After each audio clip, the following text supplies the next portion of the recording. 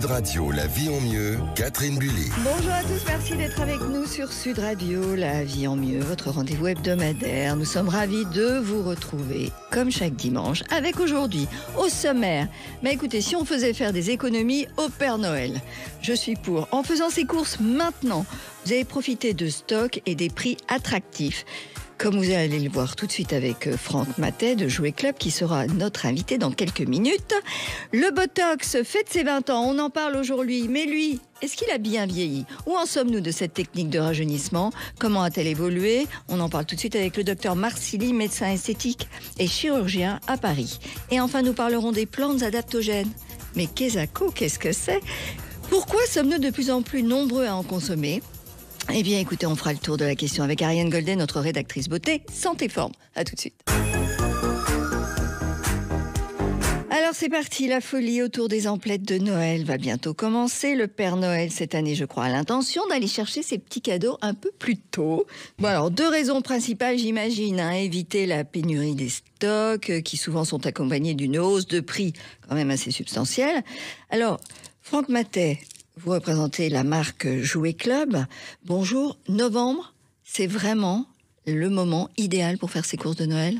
C'est le moment où on a le meilleur confort d'achat, parce qu'il n'y a pas encore trop de monde dans les magasins. Donc on a de la place, on a des vendeurs conseils qui sont disponibles pour expliquer, pour accompagner. Et puis c'est le moment où on a le meilleur stock en magasin, parce que justement, on a la marchandise de Noël qui rentre depuis le mois de septembre. Donc là, on voit en ce moment les rayons qui sont en train de déborder de jouets. Donc on a le plus grand choix.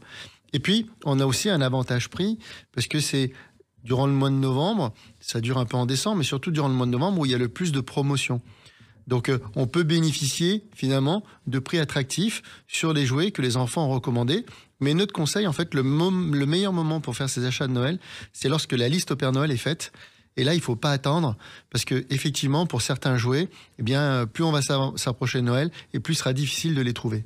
Ce que je regardais justement sur le comparateur de prix Idealo, les gens ont tendance à attendre le 29 novembre parce qu'il y a cette fameuse date de Black Friday pour faire des économies. Mais en fait, le mois de novembre, comme vous le dites, en fait, est intéressant finalement du début à la fin. Oui, c'est toute la période qui est intéressante. Alors, les sites de comparateurs de prix, en fait, comparent les prix sur Internet. Et on n'a pas la même mécanique de prix sur Internet et en magasin. Le Black Friday, effectivement, sur Internet, c'est très, très présent. Et donc, on va avoir une demande très forte, des achats très forts à ce moment-là. Mais ça correspond aussi au moment où c'est le début du rush de Noël. Parce que l'ensemble des listes au Père Noël sont terminées vers fin novembre. Et donc, si on rajoute le fait qu'on reçoit sa paye du mois de novembre, eh bien, c'est un bon moment pour aller faire ses achats en magasin et surtout en province. Donc, en réalité, il y a différentes façons. Dans les magasins, les prix sont plus stables et les prix sont durables, alors que sur Internet, les prix peuvent changer d'une heure à l'autre d'ailleurs. Donc, il faut être très vigilant. Vous parliez des promos. Il peut y avoir des promos. Mais finalement, on peut gagner jusqu'à combien? Vous pouvez avoir jusqu'à 20-30% de remise sur certains jouets. Il y a des promotions qui sont fortes. Vous pouvez acheter 2 jeux de société, par exemple, le 3e va être offert. Vous pouvez avoir moins 50% sur le 2e jouet de la marque. Puisqu'en fait, il y a des promotions qui peuvent se faire sur les jouets, sur des marques ou sur des catégories de produits. Donc, il faut être bien vigilant. Et toutes ces promotions, on les retrouve dans les catalogues de jouets, d'ailleurs. Donc, vous voyez, on est très transparent, en fait, sur notre politique de prix. Et les clients peuvent choisir, en fonction de ce que leurs enfants commandent au Père Noël, eh bien, les meilleures opportunités prix. Alors, pour ceux qui achètent en ligne, je regardais sur les plateformes Amazon, Cdiscount, Rue du Commerce, enfin, et même votre plateforme. Ou sur Jouet Club. Ou sur Jouet Club, absolument. Il y a des différences de prix quand même d'une plateforme à une autre qui peuvent être assez importantes. Oui, vous avez en fait sur Internet, c'est le commerce, 10 euros, comme ailleurs. 20 €. Voilà. Et en fonction de la politique commerciale de chacun, en fonction de son agressivité aussi, on peut retrouver des écarts de prix importants. Ce qu'il faut savoir, c'est qu'en moyenne, un jouet, ça coûte 20 €. Donc, mais on peut avoir des jouets à 200, 300 €. Et donc, évidemment, plus la valeur de base du jouet est importante, plus les écarts de prix peuvent être importants. Chacun s'ajuste. Et puis, comme je le disais tout à l'heure, sur Internet, eh bien, vous pouvez avoir à l'instant T un jouet qui peut être à 25 €. Et puis, 1 heure après ou 2 heures après ou le lendemain matin, il peut être à 30 €. Donc, il y a une fluctuation qui se fait en fonction de la loi de l'offre et de la demande, du nombre de recherches aussi qui sont constatées. Les robots sont très observateurs de ce qui se passe sur la toile. Donc les prix bougent. Après, c'est aux consommateurs en fait de faire l'arbitrage. Mais ce qui est important pour les consommateurs, c'est qu'ils ont un document de référence. C'est le catalogue de jouets de Noël. Et là, les prix sont écrits. Voilà. Donc, vous voyez, vous avez un jouet. Si vous voulez une poupée, si vous voulez une peluche, si vous voulez une voiture radiocommandée ou autre, eh bien, le prix est affiché. Et ça, c'est un prix de référence. Parce que dans les catalogues de jouets, vous avez en fait les meilleurs tarifs qui sont proposés. Pour certains, il y a encore en plus des promotions spécifiques. Donc, les consommateurs peuvent se référer au catalogue de jouets de Noël pour vérifier que le prix proposé sur Internet est un prix intéressant pour eux. Quel est le prix moyen, le budget moyen, on va dire, d'une famille aujourd'hui? Alors, les achats de Noël, c'est l'ensemble de la famille qui les réalise. Donc, c'est les parents, les grands-parents, les oncles et les tantes. Et donc, en moyenne, par enfant, il est dépensé 240 € de jouets à Noël. Mal quand même, hein. C'est le plus grand budget de dépenses d'Europe. Les familles françaises sont très généreuses avec leurs enfants. Et les enfants, d'ailleurs, le rendent bien, puisque en moyenne, ils commandent 8 jouets au Père Noël. Et finalement, les prix ont augmenté depuis, on va dire, 5 ans, là, sur les 5 dernières années. Est-ce que les prix des jeux, des jouets ont augmenté? Alors globalement, les prix ont moins augmenté que les prix dans l'alimentaire. Il y a eu une stabilité des tarifs dans le marché du jouet. On va dire entre la fin du Covid et aujourd'hui, on a eu 5-6% de hausse globale. Donc c'est très mesuré quand on sait que l'alimentaire, on a dépassé les 20% de hausse en moyenne. Et là, cette année, on a une stabilité totale sur les prix. Donc ça, c'est intéressant parce que finalement, on voit qu'on arrive quand même à faire Noël à bon prix. Quelle est la tendance? Allez, cette année, il y a bien une petite tendance. Il y a toujours des tendances. Qu'est-ce qu'il y a comme nouveauté? Quelle est la tendance? Alors, ce qu'il faut savoir, c'est qu'à Noël, il y a 50% de nouveautés par rapport à Noël précédent. Donc, c'est un marché où on se renouvelle énormément parce que les enfants grandissent et en grandissant, ils veulent des nouveautés. C'est aussi simple que cela. Et donc, les grandes tendances, c'est d'abord les super-héros, toujours. Voilà, qu'on soit un enfant, un adolescent ou un adulte. On adore les super-héros, donc on va aller chercher des jouets à l'effigie de ces super-héros ou pour refaire les histoires de ces super-héros. Ça va être Pokémon, ça va être Star Wars, ça va être Pat' Patrouille, par exemple. Et puis, la deuxième grande tendance, c'est les jeux de société. Là, c'est une catégorie qui est transgénérationnelle. Donc, on va vouloir jouer, on va vouloir se retrouver autour d'une table et partager du temps de jeu ensemble. Donc, pour les enfants, les adolescents et là aussi les adultes. Et là, c'est les jeux d'ambiance qui ont vraiment la dynamique. Et on a même une catégorie qui émerge fortement, c'est les jeux d'ambiance sur la base des univers des influenceurs. Par exemple, chez Topi Games, on a Michou qui sort son jeu de société là, qui est disponible dans les magasins. Et puis enfin, ça va être ce qu'on appelle, nous, les jouets extraordinaires. Donc, par exemple, les compagnons interactifs. Vous avez Punir Une, qui est un petit compagnon qu'il faut faire évoluer. Et pour le commander, en fait, il faut mettre son doigt dans la machine. Et le doigt apparaît sur l'écran. Et c'est avec son doigt qu'on va le câliner, lui donner à manger et s'en occuper. Incroyable, on n'arrête pas le progrès. Alors, il y a des gens qui ont aussi un peu la flemme de se déplacer en magasin et qui font leurs courses en ligne. Oui. Mais est-ce que les stocks sont exactement les mêmes? Est-ce qu'on va trouver la même chose? Si je me dis j'attends la dernière minute, est-ce que justement c'est pas mieux de se déplacer en magasin? Alors c'est toujours mieux d'aller en magasin parce que déjà en magasin on a un contact et si le jouet qu'on veut il est pas là, on peut savoir à quel moment il va arriver. Parce que dans nos magasins on est livré et on est même livré entre Noël et Jour de l'An. Et puis ça change aussi par rapport à la façon d'acheter. C'est-à-dire que nous, commerçants spécialistes en jouets, on va acheter les jouets de Noël entre 6 et 8 mois avant Noël. Et on va prendre des risques sur les stocks. Alors que sur Internet, comme c'est des pure players et qui sont généralistes en même temps, eh bien, ils vont faire moins de prise de risque sur les jouets. Donc, ce qui fait qu'on constate tous les ans des ruptures de stock beaucoup plus précocement sur Internet que dans les magasins. Et puis, enfin, quand même, la magie de Noël, c'est aussi dans le magasin. Quand vous voyez le produit, quand vous pouvez même essayer. Enfin, puis vous venez avec votre enfant. Nous, on a des familles, des mamans, des parents qui viennent avec l'enfant et qui choisissent en magasin à la sélection. Il y a même des techniques assez intéressantes où vous avez la maman avec ses enfants, il regarde en rayon, puis il y a le papa qui est 2-3 mètres derrière avec son caddie et il met les jouets au fur et à mesure que les enfants ont validé. C'est merveilleux. Génial. Merci Franck. Merci beaucoup. En tout cas, je vais offrir le catalogue à mon réalisateur Quentin parce que je suis sûre que pour son petit gars, ça va, ou petite fille d'ailleurs, petite fille, ça va lui servir énormément. Merci Franck. Bon appétit si vous êtes à table et merci de nous accompagner sur Sud Radio. La vie en mieux, votre rendez-vous chaque dimanche à midi revient dans quelques minutes. Alors nous parlerons de plantes adaptogènes. Qu'est-ce que c'est? Quelles sont leurs vertus? Et tout de suite, on parle de Botox. Et oui, cette toxine fête ses 20 ans en France. 2 millions de personnes ont recours à des techniques pour rajeunir. On en parle dans quelques minutes.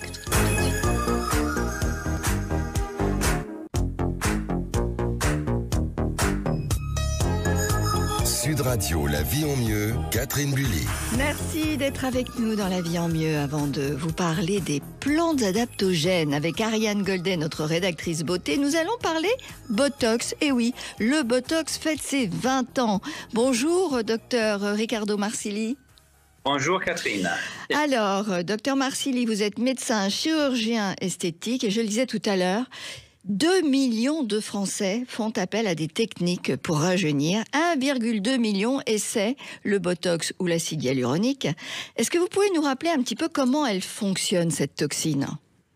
Oui, en effet, le Botox, ça réduit l'efficacité de la contraction musculaire. Et donc, en esthétique, nous l'utilisons pour affaiblir certains muscles qui créent des cassures de la peau. Et notamment, on peut effacer des rides dynamiques du tiers supérieur ou d'autres parties du visage. On peut donner l'aspect d'un regard un peu plus ouvert, un effet bonne mine. D'accord. Mais le Botox, on l'utilise depuis longtemps, hein. Il a des vertus médicales à la base. Tout à fait. On l'utilisait pourquoi surtout ? La première utilisation, c'était le strabisme dans le domaine ophtalmologique, mais bien évidemment, nous l'utilisons toujours même pour d'autres pathologies, par exemple le bruxisme, c'est-à-dire le grincement des dents. Ah oui. Il y a qui serre inconsciemment les dents pendant le nuit.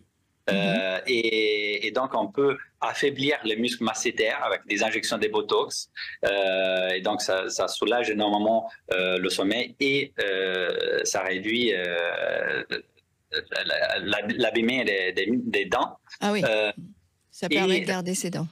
Tout à fait. Et nous l'utilisons toujours aussi pour l'hyperhidrose, c'est-à-dire qu'il y a certains patients qui ont une transpiration excessive. C'est une problématique plutôt invalidante. Oui. Avec des injections de Botox dans les aisselles, on peut vraiment réduire la transpiration excessive pour une très longue durée, parce que ça dure plus d'1 an. Et donc, d'accord. Et ça, c'est sans effet secondaire. D'accord.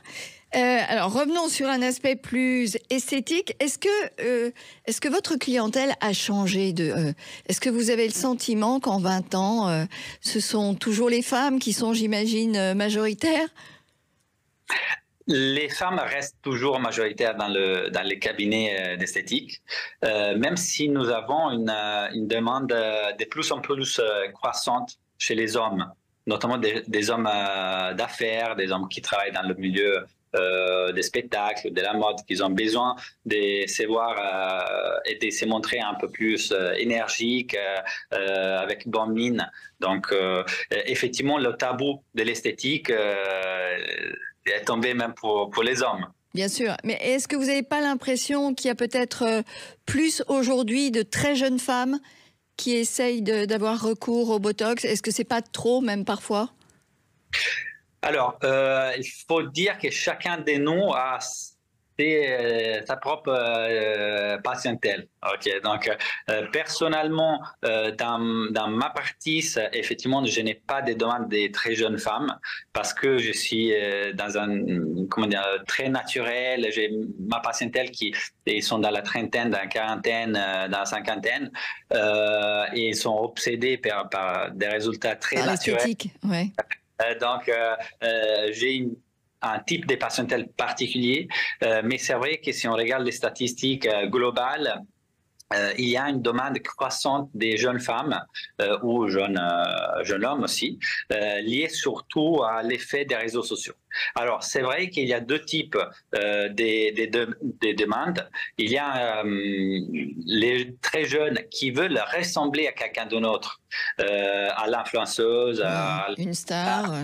Et là, je pense que ça dépend du médecin, du praticien, de limiter, de faire comprendre que c'est une démarche que je trouve, ce n'est pas une démarche pour le bien-être, parce que ressembler à quelqu'un d'autre, oui, ça alimente une souffrance psychologique. Ce n'est pas quelque chose qui est... de l'autre part, nous avons des jeunes femmes qui... Ils ont une optique plutôt pour la prévention, pour accompagner un peu le vieillissement Et ça, c'est tout à fait un autre type de... Combien de temps dure l'effet du Botox? Il faut recommencer souvent? L'effet, environ 4-6 mois. D'accord. Ce n'est pas un effet immédiat. Il faut attendre environ 15 jours pour que l'effet soit maximum. Et après, ça a une durée entre 4-6 mois. Est-ce qu'il a évolué? Est-ce que cette technique, elle a évolué pendant toutes ces années? Puisque vous me dites, vous faites des choses très naturelles, ça veut dire qu'on peut faire des trucs très naturels maintenant. Nous pouvons faire des choses très, très naturelles. Et pour moi, naturel, ça signifie qu'on constate une amélioration, mais on ne comprend pas d'où elle provient. Donc, pour moi, ça, on peut l'obtenir pas qu'avec le Botox, mais dans toute l'esthétique et en chirurgie aussi, en fait. Donc, pour moi, un traitement réussi, c'est quelque chose... qui ne se voit pas. L'entourage nous dit t'as bonne mine. T'as bonne mine, c'est ça. Ça, c'est quand c'est réussi. Mais si quelqu'un nous dit t'as fait un Botox, alors ça... Non. Ça veut dire que vous n'avez pas bien travaillé. Et effectivement, ça a évolué énormément, mais ça a évolué énormément parce qu'en 20 ans, nous avons compris déjà l'anatomie, le dynamisme facial. Nous avons à disposition plusieurs types de toxines botuliques, dont un effet légèrement différent. Et donc, un médecin expérimenté peut vraiment s'adapter sur chaque type de visage, peut s'adapter à l'attente des patientes. D'accord. Et oui, donc aujourd'hui, nous pouvons vraiment obtenir des résultats totalement naturels et surtout même traiter même d'autres parties, parce que aujourd'hui, on peut traiter par exemple la pointe du nez si on veut la remonter avec du Botox, on peut traiter la commissure labiale qui tombe un peu avec l'âge. On peut faire beaucoup de choses, d'accord. Aussi même le cou et le bajou avec ce que nous appelons Nefertiti Lift. Nefertiti Lift, intéressant. Merci beaucoup, Dr Marcy, pour cet éclairage sur le Botox. Merci d'avoir été avec nous. Merci à vous tous. Restez avec nous dans La Vie en Mieux avec Ariane Goldnay. Nous allons vous parler des plantes adaptogènes qui peuvent améliorer votre bien-être. Les plantes adaptogènes. Alors, j'avais entendu parler des champignons adaptogènes, mais maintenant, on parle des plantes adaptogènes. Qu'est-ce qu'elles ont de particulier, Ariane, ces plantes? Bien, écoutez, elles sont de nature très différente de les plantes qu'on dit toniques, c'est-à-dire qu'on prend quand on est fatigué pour aller mieux tout de suite. D'accord. En fait, elles ont le pouvoir d'augmenter la capacité de notre corps à s'adapter à une situation de stress, de fatigue ou de surmenage. Elles soutiennent l'équilibre du corps et donc elles interagissent avec l'axe clé de la gestion du stress de notre organisme et qui nous permettent de moduler comme ça la production d'hormones du stress qu'on appelle le cortisol, dont je vous parle très souvent. Wow. Donc c'est pour ça que les plantes adaptogènes ont une action bimodale. Bimodale, c'est-à-dire, et c'est ça qui est formidable chez elles, c'est qu'elles stimulent ou apaisent en fonction de nos besoins. Et donc, elles jouent sur les deux tableaux. Et c'est ça qui est assez exceptionnel chez elles. Alors, qui a découvert ça, la plante adaptogène? Enfin, surtout qu'il l'a appelé comme ça, adaptogène. Ça commence en 1943, quand le gouvernement de l'ex-URSS lance des études pour trouver des substances naturelles pour augmenter la résistance des hommes qui allaient à la guerre pendant la Deuxième Guerre mondiale. Et ensuite, les ouvriers. Et donc, c'est un pharmacien qui a créé le concept d'adaptogène à partir du ginseng à cette époque. Ce qu'il faut savoir quand même, c'est que la pharmacopée chinoise connaît cette notion d'adaptogène depuis des milliers d'années, mais eux, par contre, les Chinois appellent ça les plantes toniques supérieures qui augmentent l'énergie pour entretenir la santé sans traiter de maladies spécifiques. C'est-à-dire que ce sont des plantes qui vous renforcent. C'est l'immunité, en fait. Voilà, l'immunité, mais surtout aussi, ça augmente votre résistance au stress, à l'effort physique, à plein de choses comme ça. C'est très global, c'est très holistique. Alors maintenant, je pense que tout le monde a compris, mais tout le monde a envie de savoir, c'est quoi ? Alors officiellement, les plantes adaptogènes les plus connues, c'est le ginseng et la rhodiola rosea. Vous avez aussi l'eutérocoque qui s'appelle le ginseng sibérien et là qui est utilisé beaucoup par les athlètes russes pour les propriétés stimulantes. sa capacité à améliorer la résistance, les performances physiques et la concentration et réguler le stress. Elles font beaucoup de choses, vous voyez. Et puis, il y en a d'autres qu'on connaît de plus en plus, qu'on voit apparaître sur les réseaux sociaux, qui apprécient beaucoup les plantes adaptogènes, notamment l'ashwagandha, qui est devenue en vogue. C'est la plante en vogue adaptogène en vente, qui, son nom veut dire force du travail. Et elle est ça à la lutte fois pas contre les problèmes articulaires, ça par oui, exemple, elle est à la fois l'inflammation, tout ça. apaisante et revigorante. Et donc, elle permet aussi de mieux s'endormir, elle renforce le système immunitaire, elle est idéale en cas de stress de chronique ou de stress chronique ou d'épuisement. Puis vous avez le bacopa et puis l'astragale, le chiacentra. Mais en résumé, je vais vous dire, pour votre hiver, c'est très simple, pour booster l'énergie, le ginseng et l'astragale, pour réduire le stress et l'anxiété passager, l'ashwagandha et le rhodiola rosea, et pour renforcer l'immunité, l'éleutérocoque. Et il n'y a pas de contre-indication à ces Non, plantes. alors, il n'y a pas de contre-indication, sauf comme tout ce qu'on peut prendre par voie orale. C'est juste les femmes enceintes, les problèmes, les gens qui prennent des antidépresseurs, les enfants. Mais sinon, vous pouvez même les combiner, ces plantes, en prendre plusieurs à la fois, sous différentes formes, compléments alimentaires, etc., etc. Sachez quand même qu'il faut attendre au moins 3 semaines pour avoir des résultats, mais qu'il n'y a aucune toxicité. Et c'est pour ça qu'elles ont un tel succès. Ça, c'est normal. De toute façon, rien n'est immédiat. Enfin, c'est pas de la magie non plus. Non, c'est pas de la magie non plus. Bon, merci Ariane. Allez. Finalement, il y a des tas de trésors dans la nature. Très bon dimanche. Très bon dimanche. Je vais essayer ça, moi. Merci Ariane, merci à vous tous de nous avoir suivis. Je vous souhaite de passer un bon dimanche. Bonne semaine à l'écoute de Sud Radio. On se retrouve dimanche prochain. Si vous voulez témoigner sur un sujet ou si vous voulez tout simplement poser une question, laviesenmieux@sudradio.fr. Bon dimanche.